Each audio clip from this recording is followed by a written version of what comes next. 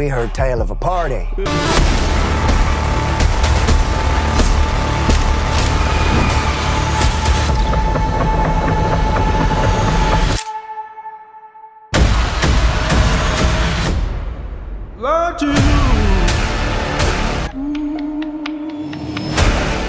All right, Phil. Do you want me to go first? Yes. Okay. I would give Sinners. Do we do points? Do we do like point? Do we try not to, right? You can if you want, but I am... Okay, this is what I'll say. Yeah. This movie, I'm gonna give Sinners a 9 out of 10. But this is the closest 9 out of 10 I'll get to a 10 out of 10. You ask me on a certain day, and I could say a 10 out of 10. But no, I'm gonna chill out. It's a 9 out of 10. Oh. Sinners is the exact kind of horror I like. I was worried in the beginning. A lot of jump scares. Are we gonna talk spoilers or no? Yeah. Okay, This is going to be a spoilers. spoiler review on Sinners. Okay. I was a little worried. There was one really good jump scare in the beginning. There's one with a snake later, and I was worried. I was like, okay, I don't love jump scares. It feels cheap, and it just makes the theater experience super uncomfortable. Yeah. Because I'm sitting the whole time like this, like anticipating it. This movie starts as like what felt like just like a jump scare horror movie to very quickly becoming one of the most like tense I felt watching a movie. Oh, yeah.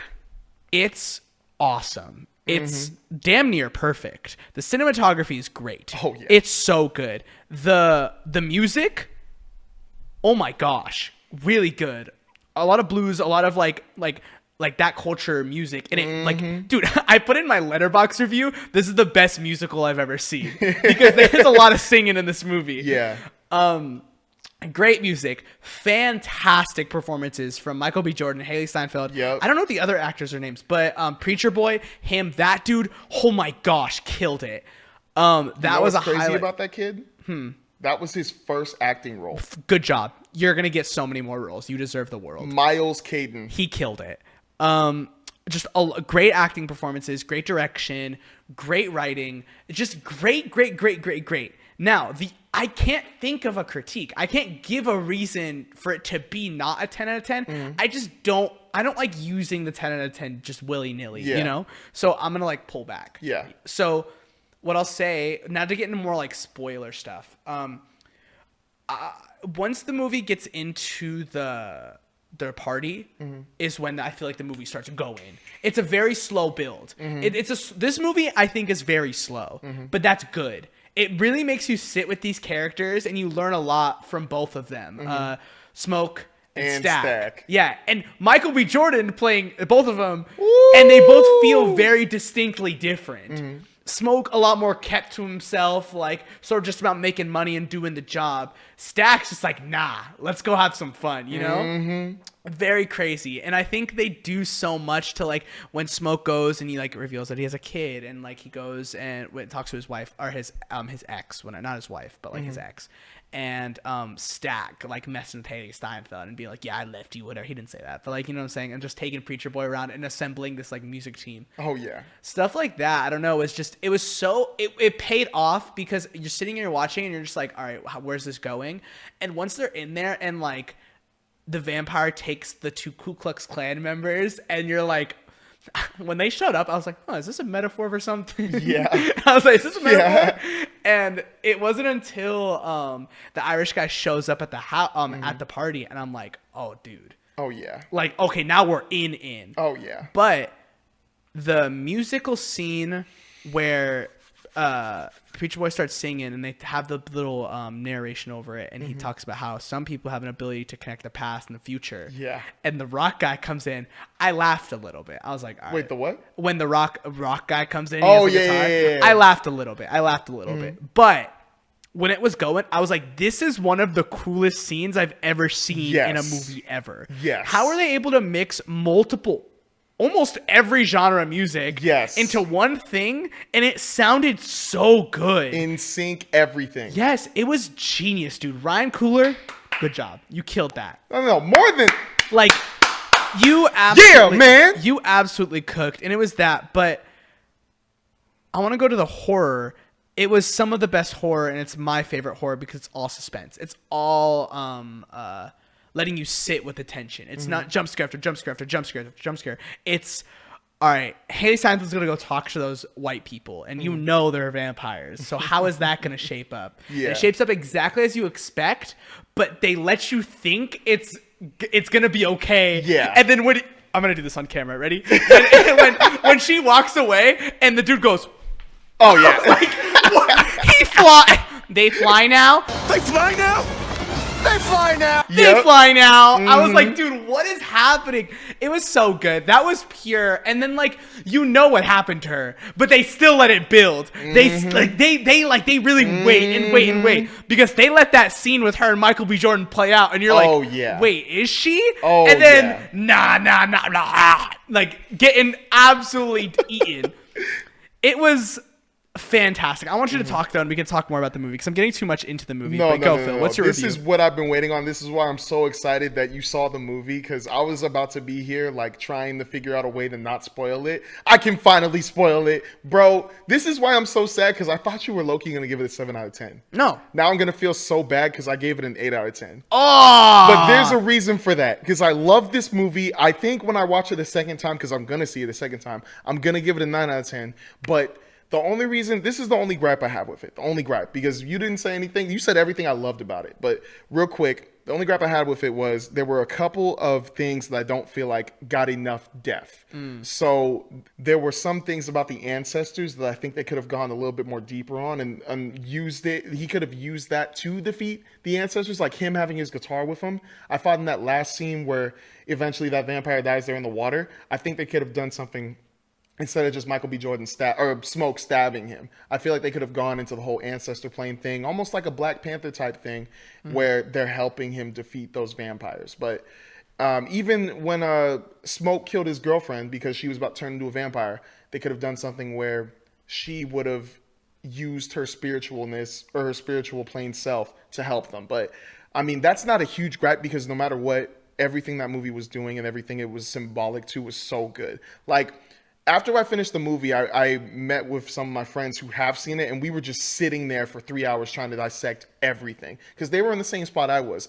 Like, I was trying to understand everything about that movie. That's why I'm going to see it the second time. But we were trying to figure out what some of the things meant. And the more we were talking about it, we were piecing it together, because we had 3 different point of views, and we just instantly clicked or pieced them together. So the vampires was the thing that I feel like I was trying to understand, because I know there was definitely symbolism they were trying to show with that. And the thing we came up with was they were culture vultures. So yeah, like, hey, we're all about peace and love, That but too. really we're like still in charge and we control you. But like, yes, but like the thing I love that was illustrated was the fact that, one, the scene where Sammy is singing and shows all the cultures, everyone's culture from past, present, and future, just in harmony, dancing to his song.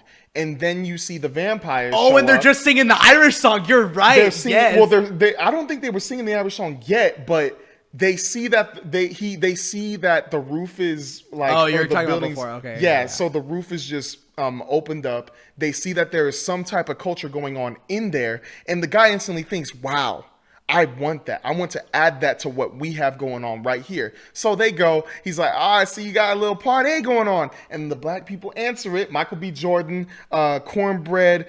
Why don't you go and let me in? Yeah, why don't you go and let me in? And they're like, nah, bro. Like, I don't know why, because obviously, you know, like at this time, it's the Mississippi South. They already got a problem with the KKK. Smoke did, and they're just like, nah, we don't need you over here. And they're like, why is Mary in there? And they say she's family, and that also shows like, oh, they've known her for a long time. That's why she's with this community, symbolizing like some people that are different races, since they've lived there, they're part of that community. But then they are so badly trying to get in, they start playing music like them. And then Smoke's like, man, what is this? And then Stack all like, yeah, I like this. And then Smoke like, man, cut that out. You ain't getting in. And then so like, they walk away, and they're still trying to find ways to get in. And then in order for that to happen, they're starting to turn all of the people who are in there following their culture, and they still like, nah, you ain't getting in. Mm-hmm. And it's just that symbolism of culture vultures. Because if you couldn't tell, the one reason why I think they're culture vultures too is because that vampire, or the vampires who are already vampires, weren't killing anybody. Mm-mm. They were turning them into them.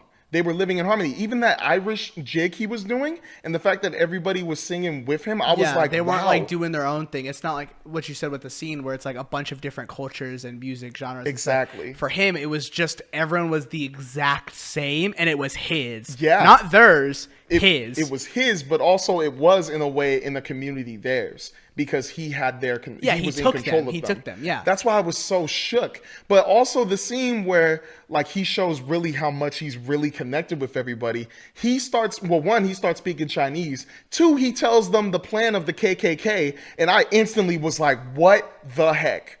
So. He's warning them, saying, pretty much you're going to die anyways, because if we leave, I mean, we'll kill your family. But two, once the sun comes up, the Grand Wizard and the KK going to come straight down here because I bid his children. That was their whole plan. They were going to come and shoot you guys up. I was like, whoa.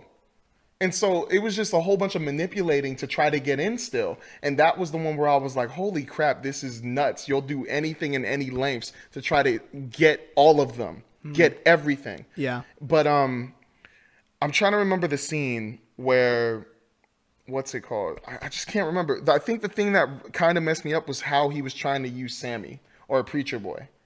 I was trying to understand, like, was it he needed him to sing? Because this is what me and my friend were kind of... I think it just attracts them. Like, that was like their whole thing. It's like with music, it attracts them. Yeah, but the thing that I was trying to understand was one of my friends said that he was trying to add Sammy's voice to it so that he could get everyone, like Sammy's voice would get everyone into this community he's trying to make of just vampires.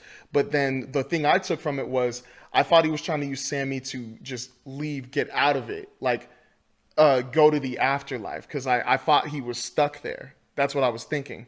But I'm still not to a conclusion. That's why I'm going to go see it again. But, bro, all the symbolism that was going on in that movie, I was just like, I need to watch it the second time. It was just so good, you know what it bro. could be? I think with Sammy, there's probably like some deeper reason, but I think the best way I can think about it is like if you have someone with a great voice singing your like culture, he's going to get invited in more and more places. And then that Irish guy is going to be able to take more and more people into his group. You know, like it's...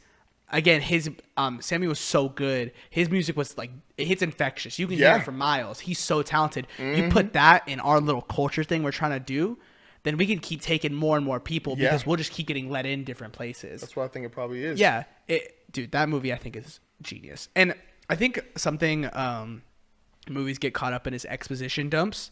Like, it's like, oh, yeah, I'm this and that, and my life is hard. Dude, Smoke and Stack, like, they don't straight up talk about their backstory, but they touch on Chicago. The only thing they probably, like, blatantly talk about is how they killed their dad. Yeah. But that's, like, it made sense in the context. This movie does such a great job of saying so much with showing so little.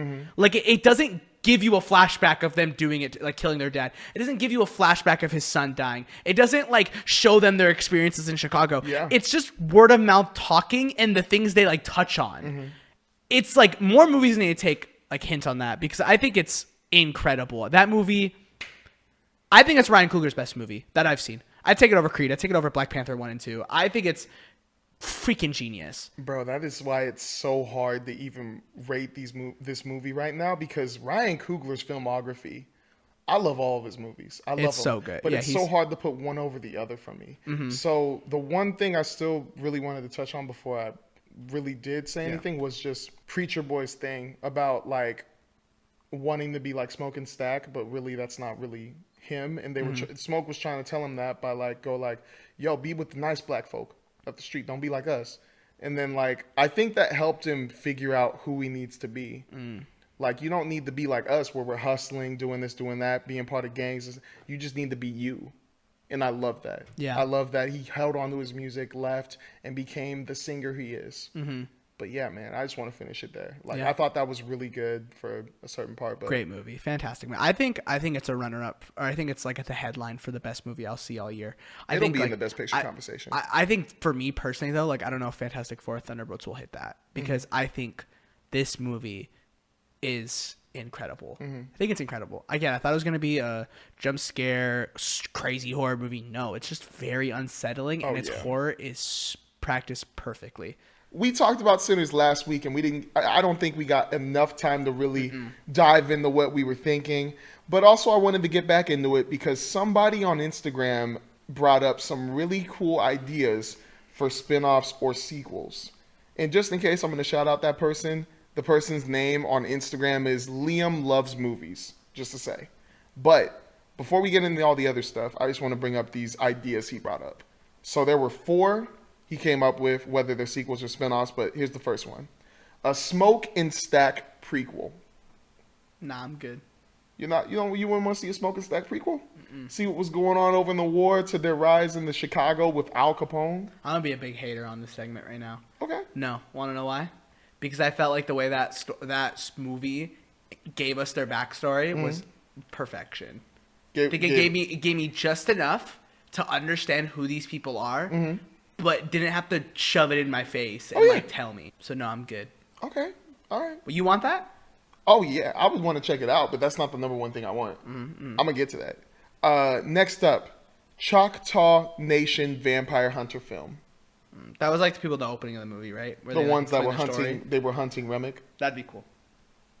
I would love like to that. see That's that. interesting. Especially if they make it like, or bring it up to modern speed where it's like their great-great-granddaughter or grandson is now like, it's almost like Transylvania type thing. Yeah. I would, or not, was that Transylvania?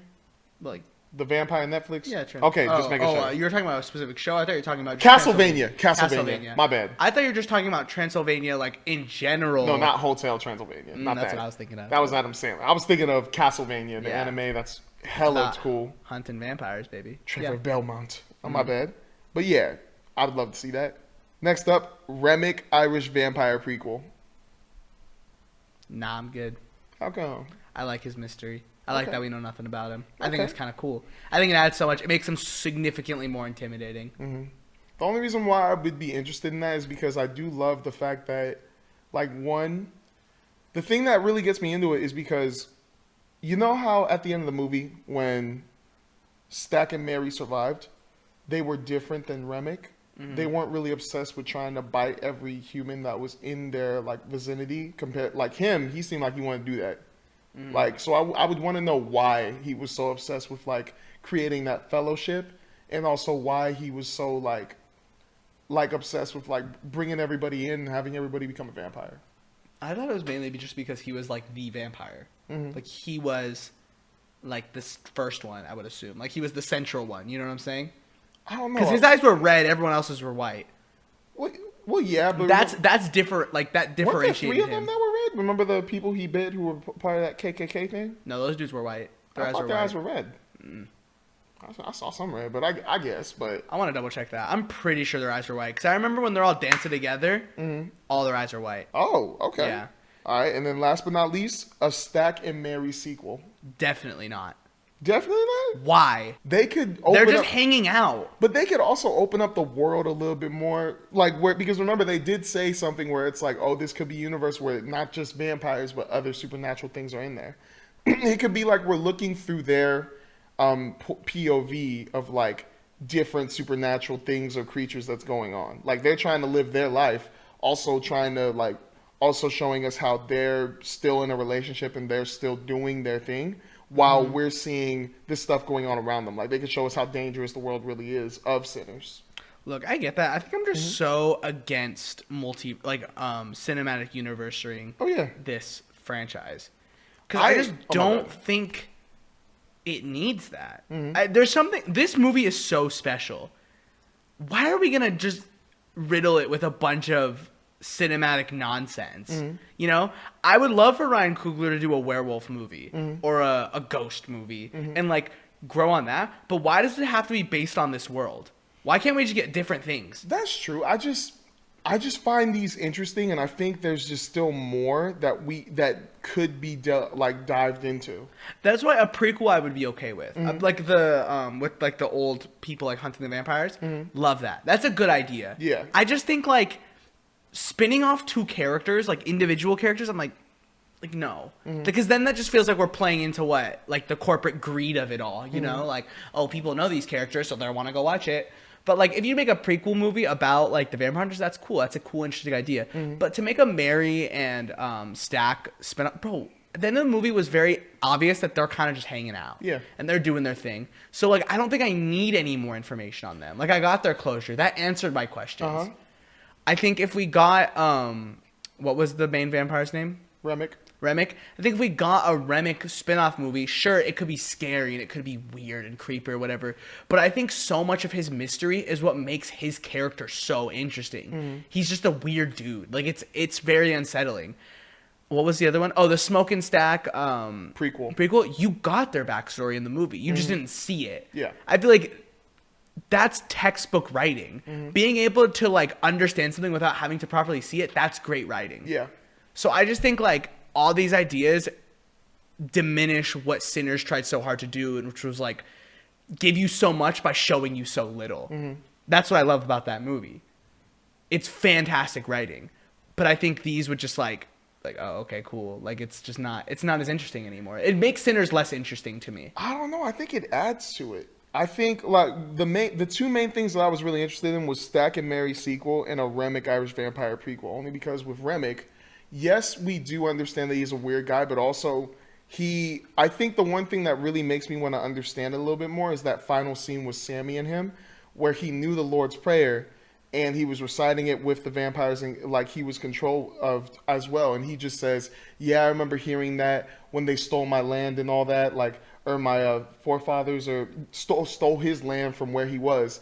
And you could tell there's just so much hate. And what if that is also the driving force of why he is a vampire? And what if also he isn't the original vampire? But that's what I'm saying. That's so awesome that he was that, like, small bit of dialogue is able to tell you so much, because you know the history of, like, the I don't remember what Christians, English, whatever, them taking over Ireland and pushing their religion on the Irish people and basically getting rid of their culture. It's the exact same thing he's doing. That's what makes it so cool. Like, but why do I need to see that? I don't need to see that. He told me what happened. I know, but then you could build on that with, like, him becoming a vampire, him probably thinking, oh, I can kill those people now, but also finding out that, yo, I have this power that anybody I can bite, I have them in my control. Like, we're all in a fellowship, per se. So we could see why that motivation is there, and also why it differs from, I'm guessing, the other vampires. Because I don't think he's the very first one. No, I don't think he's the very first one. I was just meaning he was the central one, because his eyes were different. Like, everyone else's eyes were white, his were red.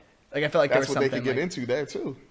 I don't know. That's what if this were to happen, that's what I'm saying. Yeah. I'm totally fine with the way Sinners ended. I'm totally fine with it just being its own movie. But if these were to happen, I wouldn't be mad. I'm just like, let's push new ideas instead of just retreading ground again. Because, like, I get it. Like, it would be cool, but, like, that him giving that dialogue where he knows the Lord's Prayer says so much about his backstory without having to show it to you. Same thing with Smoke and Stack. All the little, how they killed their dad and how they, like, were in Chicago and some weird stuff went on. They robbed both sides and they were playing both sides. That's so cool that they, like, mention it, but it never feels forced. It never feels like they're setting up something else. They're just bringing it up like they're real people. That's what that movie does so good. It writes very realistic people, and I don't want a cinematic. I'm trying to figure out a way I can make that a word. I don't want to make that a cinematic universe because I think that movie's so special, and I don't want to ruin that. Okay. You know. So make it just a one-hit wonder, and then make something new. Ryan Coogler, do whatever you want, bro. Go just have fun. Like, he's doing Black Panther 3 right now. Yeah. After that, bro, go do whatever you want. You're a genius. Honestly, MCU, give him Blade. Yeah, give him Blade. I think he said no, though, right? I thought he, like... That's one funny thing. I think that he low-key is, like, going in at Kevin Feige or the MCU with this movie Sinners, because the fact that they've been delaying Blade, he's just like, all right, I'll make my own. I just saw a thing that someone asked him who's his favorite vampire, and he said Blade. Michael B. Jordan said the same thing. So I'm low-key like, if Mahershala Ali were to leave, give it to Michael B. Jordan. Dude, don't let Mahershala Ali leave. That'd make me so sad. I don't want him to, but at the same time, I kind of want him to, because I'm feeling bad because he's missing out on projects because of this.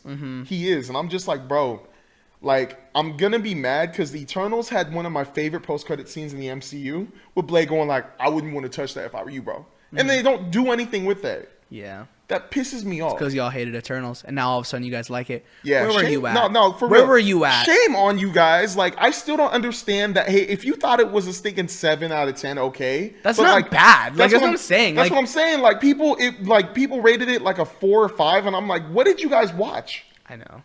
And now we can't even get the Blade movie because everybody was like, I don't know. Like, we had the post-credit scene in there, but not a lot of people liked Eternals.